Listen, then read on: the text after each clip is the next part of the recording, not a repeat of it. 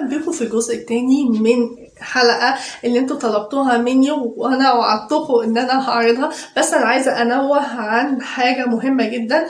الجزء الاول بتاع عمارة الأموبيليا بكل أسرارها، بكل الرعب اللي فيها من جن وعفاريت لجرائم قتل لأشباح وأطياف، طبعا بشهادة جميع سكانها.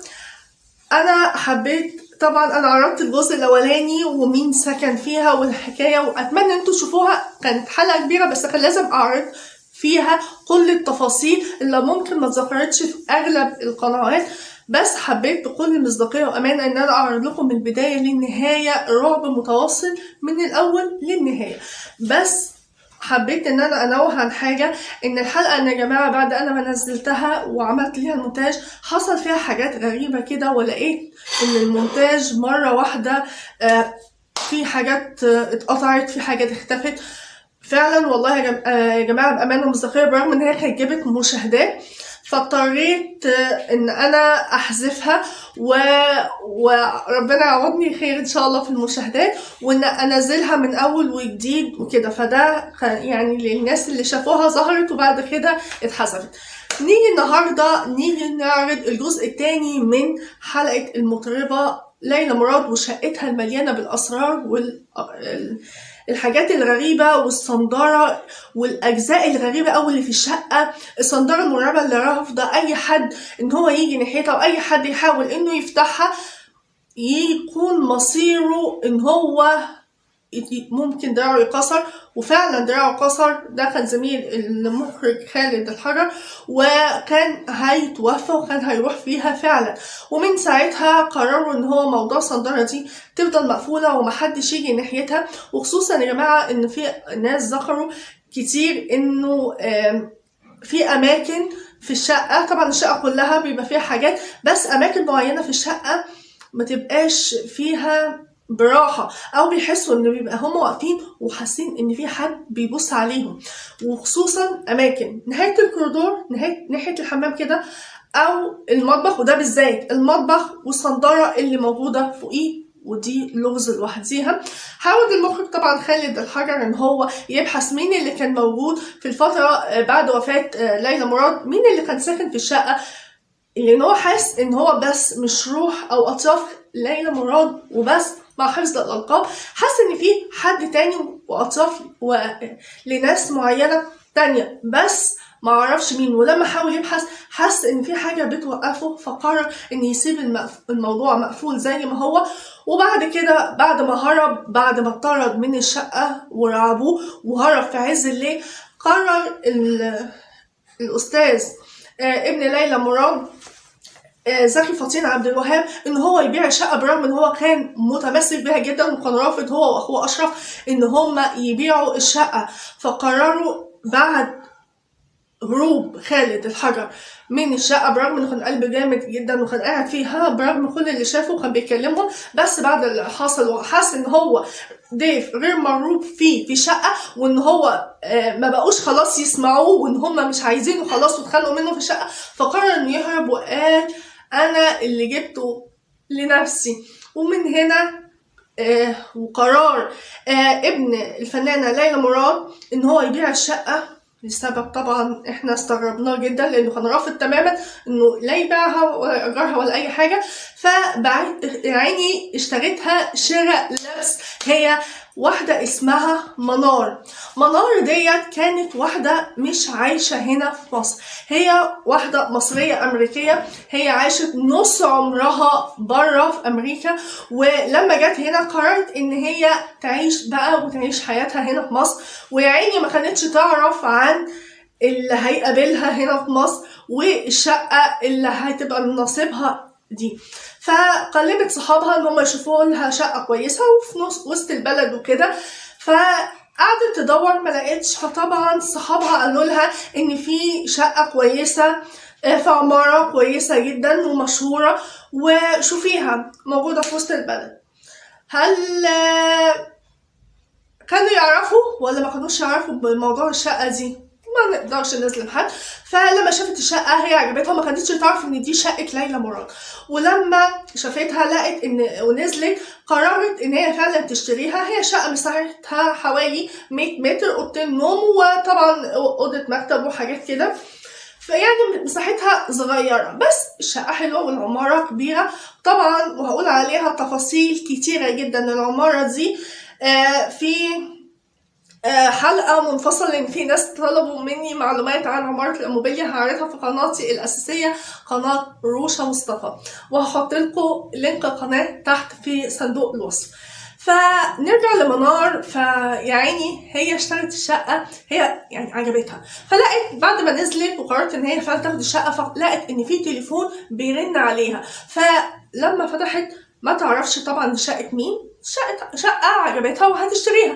فقال لها واحد ان حضرتك قالوا لي ان انت شفتي الشقة وعجبتك.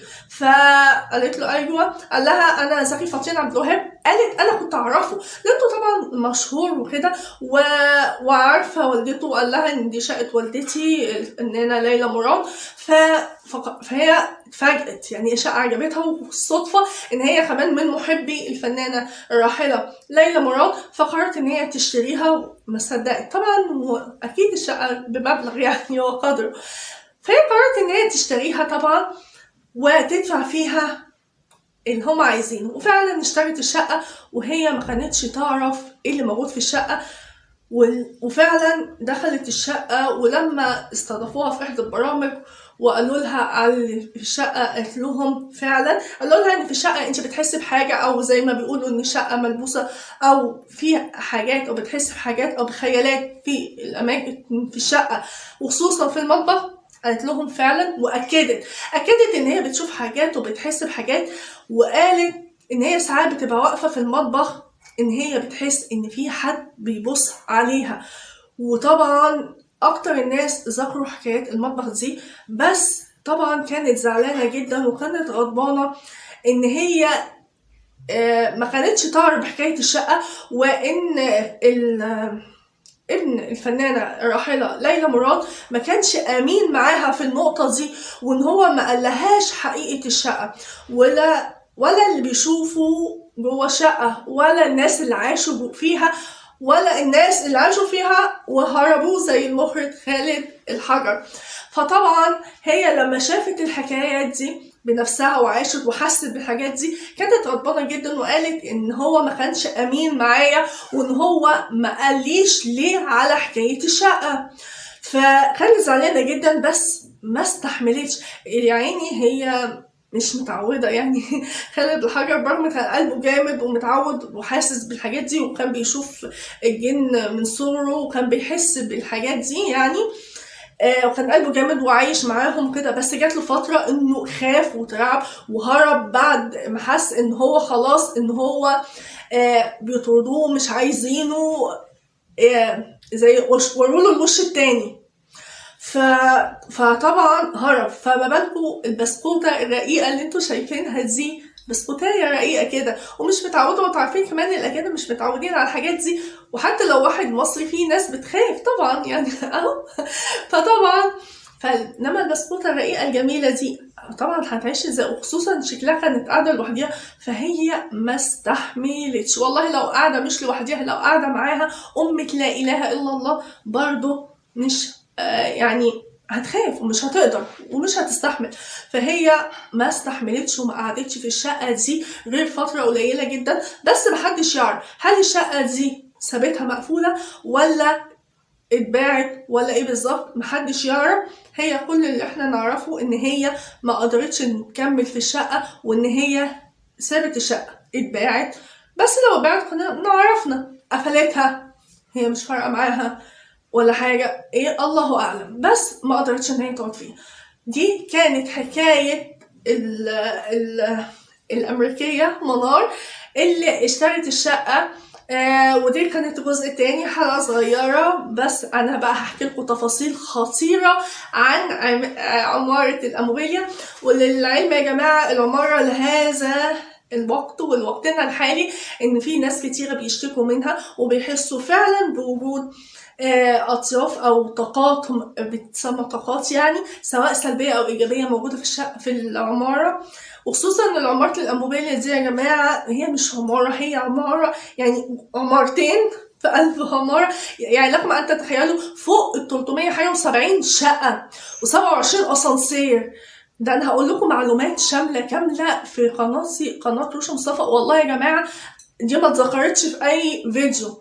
لما انتوا ناس طلبوا مني ان انا اذكر لكم ايه حكايه عماره الانبوبيه دي كامله، انا هقول لكم بقى معلومات كامله من اول اتبنت ازاي ومين اللي بناها وصاحبها مين، لان في حاجات انا ذكرتها باختصار. وللعلم يا جماعه بس التصحيح انا عايزه اوضحه، المره اللي فاتت انا قلت العماره جزئين، جزء شرق بحري وجزء قبلي. الجزء البحري 11 دور والجزء القبلي انا قلت 9 ادوار. لا يا جماعه هو 13 دور عشان بس نبقى عارفين.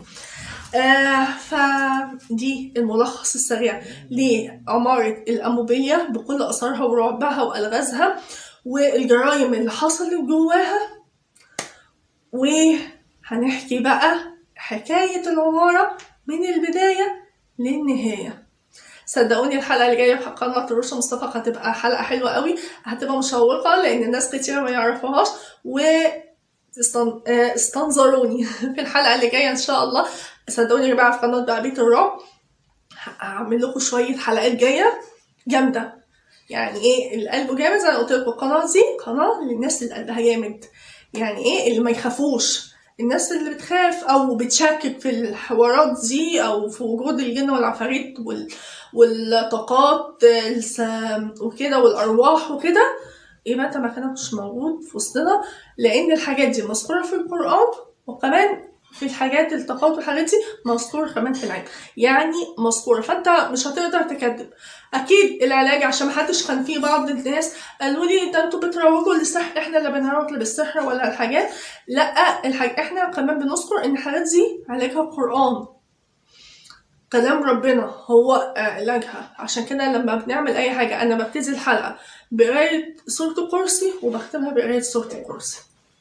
اكيد ده كلام ربنا هو خير حافظ وهو ارحم الراحمين، فالله خير حافظا وهو ارحم الراحمين. يا جماعه انتظروني ان شاء الله في حلقه جايه، حلقات كتيره جدا جدا جايه. في ناس كتيره قالوا لي قناه بيت الرعب سميتها لي كده، دي جايه من الملاهي. فاكرين يا جماعه لما تخشوا كده الملاهي وتخشوا كده في امان الله وتبقوا خايفين هيجي لكم رعب من اي جهه ويجي وكده وتصوتوا وتيجي ونبقى ماشيين بقصتنا، رعب يجي من هنا رعب يجي من هنا. بس قناتنا هتعجبكم، والاول حد هيجي او اي حد جديد جه وشاف قناتنا كده بالصدفه اتمنى ان انت تشرفني وتشترك في القناه، وده شيء يشرفني جدا ان انت تنضم لاسرتنا المحترمه. ولو انت بقى من قناتنا ومتابعني وكده ما تنسوش اللايك والشير والكومنتس الحلو كده، سواء الفيديو عجبك او ما عجبكش قول لي ايه اللي عجبك فيه، او ما عجبكش قول لي برضو بدل نقد بناء، لان دي انا بعتبرها نصيحه. انتظروني بحلقات ان شاء الله جايه قويه جدا جدا، وعد مني هتبقى جامده الحلقه الجايه ان شاء الله.